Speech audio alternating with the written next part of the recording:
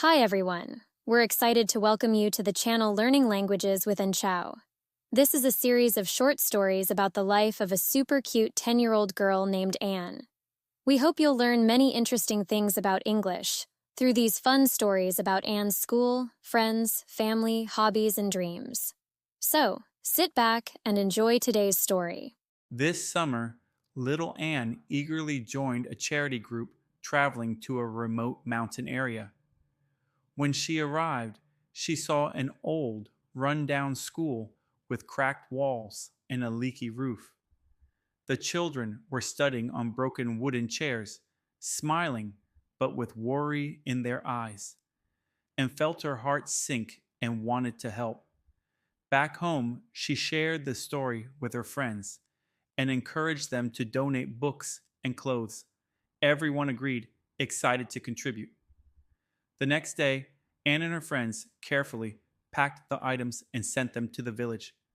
Soon after, Anne heard the news that a new school would be built there and was over the moon, knowing that their small act of kindness was just the tip of the iceberg in bringing hope to the children.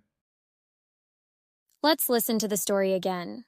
On the screen, you'll see today's story with some blanks. Your challenge is to listen carefully and fill in the blanks correctly.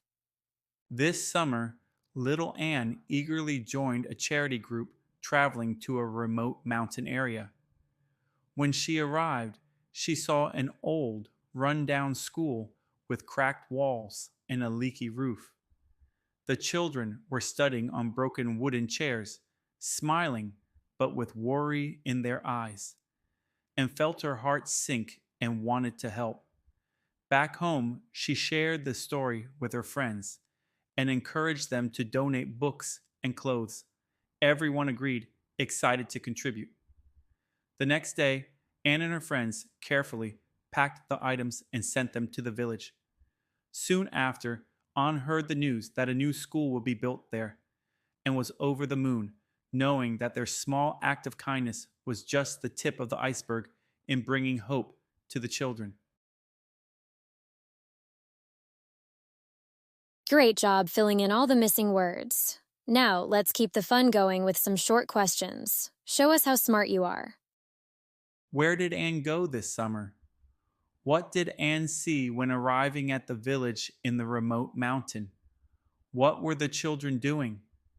How did Anne feel when seeing the children there? What did Anne do after she was back home?